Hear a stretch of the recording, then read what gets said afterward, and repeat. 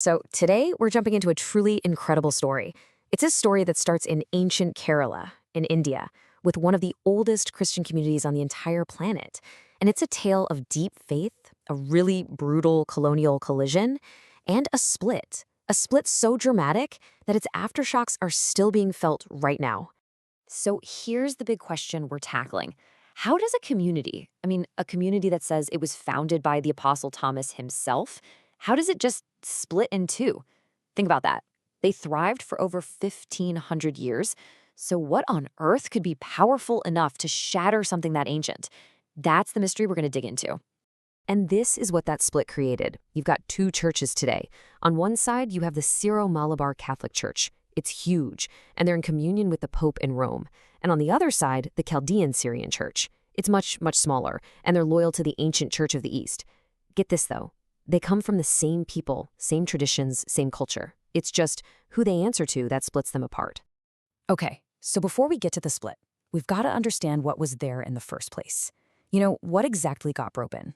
Because for more than 1,000 years, before any Europeans showed up, the St. Thomas Christians had built this incredible, totally unique identity. And this quote, it just perfectly sums up who they were. It's like a three-part identity. First, they were Indian in culture. Fully integrated into local society, customs, everything. Second, Christian in faith, with this amazing heritage they say goes all the way back to an apostle. And third, Syriac in liturgy. So their spiritual life, their prayers, their mass, it was all in this ancient language, Syriac, which connected them to the old churches in the Middle East. And when we say ancient, we mean ancient. Just look at this timeline. The tradition says St. Thomas himself shows up in 52 AD. 52. Then you've got this big migration in 345 AD that really strengthens their ties to the Middle East. By the 700s, they're not just some random group. They're an official province of the Church of the East. The key takeaway here is that this was a deeply established, ancient church way, way before most of Europe even knew they were there. And this, right here, this was the secret sauce to their stability. Their system of government was absolutely brilliant. It was this perfect balance of power. So you had a bishop, the metropolitan, who came from the East. His job was the spiritual stuff, making sure the liturgy and traditions were all correct. But, and this is the genius part, all the actual day-to-day power, the money, the administration, leading the community, that was all in the hands of a local Indian leader, the archdeacon. See how that works? It kept their ancient faith pure while giving them total control over their own affairs. It was the best of both worlds. And then, the world changed. Vasco da Gama lands in 1498, and it's not just a meeting of cultures, it's a full-on collision. Because the Portuguese didn't just show up looking for spices, they brought this very rigid, very centralized idea of what it meant to be Catholic. And their vision had absolutely no space for the kind of unique, locally run system the St. Thomas Christians had. This all boiled over at something called the Synod of Diamper in 1599. And really, let's be clear, this wasn't some friendly meeting. It was a hostile takeover. Just look at what they did. 1, they scrapped the local leadership and put everyone under a Portuguese archbishop. 2, they messed with the liturgy, Latinizing it to make it more like their own.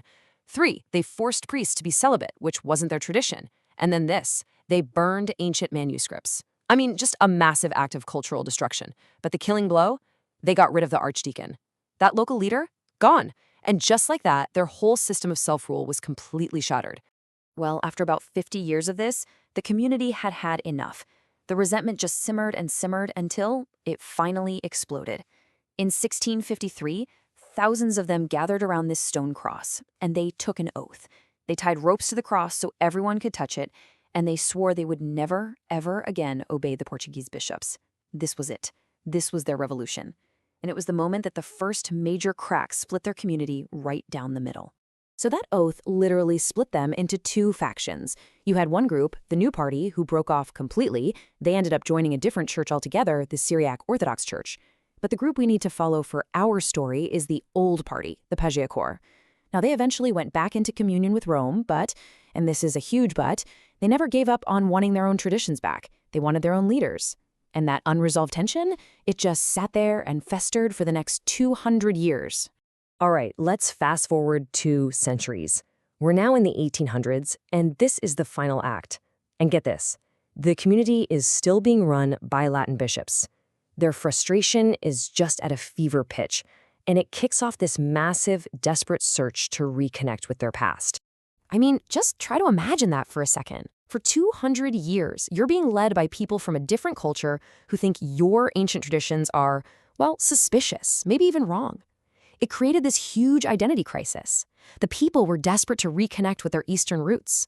They wanted bishops who actually got them, who understood their Syriac heritage, not bishops who were trying to stamp it out. And this desperation led to some pretty dramatic moments. First, in 1861, an Eastern bishop named Rokos shows up. Everyone gets their hopes up, but Rome pressures him and he has to leave. Then, in 1874, another one arrives, Marmelis. And this guy sticks around. He builds a huge following, especially in a city called Thrusor. So now the community is completely split. Are you loyal to Marmelis and your Eastern roots, or are you loyal to the Latin bishops sent by the Pope? Eventually, Rome forces Melis out too, in 1882. But this time, a small, determined group in Thrusor said no. We're not going back. They refused to submit. And that refusal? That was the final permanent schism. So, after all that struggle, where did the pieces land? Well, that final split left us with the two distinct churches we have today. Each one is a direct legacy of this really long, often painful history. And here's the final scorecard, really. The majority, the ones who stuck with the Latin authorities, became the Syro-Malabar Catholic Church. It's enormous. We're talking 4 to 5 million members. That small group that refused to give in, they formally reconnected with their old mother church and became the Chaldean Syrian Church. Way smaller, only about 15 to 30,000 people, but fiercely dedicated to their original pure East Syriac tradition. So you see the two paths. One group found a way to keep their identity within the Catholic structure, while the other decided the only way to keep their identity was to leave it. Now, here's where it gets really fascinating. You might think, okay, this all happened a long time ago, but the echoes of this fight are still incredibly loud today. That central conflict, the tug of war between embracing their pure, ancient Eastern roots and accepting the Latin influences that are now part of their history, it's still happening, and you can see it most clearly in these fiery debates over how to celebrate the Mass. Yeah, this is basically the modern version of that same fight. Inside the big Syro-Malabar church, you've got two main camps. On one side, you have the Restorationists. They want to go back to the roots, purify the Mass, get rid of all the Latin stuff, and have the priest face east, the ancient way. On the other side, you've got the Modernists. They say, hey, those changes are part of our story now, too. They prefer the priest to face the people, which is more common in the Catholic Church today. It's a fundamental disagreement about what their identity even is. And I want to be clear, this is not just some quiet theological debate. We're talking about protests, churches being shut down, real conflict. In fact, as recently as 2025, they had to hammer out this very fragile compromise just to keep the peace. It just goes to show you that the exact same questions about identity, tradition, and authority that caused that split hundreds of years ago are still alive and kicking right now. So, at the end of the day, this whole story leaves us with a pretty deep question, and it applies to so much more than just this one community. When a culture is broken by an outside force, what's the right way forward? Do you try to perfectly restore the past, to put the pieces back exactly as they were? Or do you have to embrace the new, changed identity that was forged in that struggle? As the story of India's St. Thomas Christians proves, there's absolutely no easy answer to that.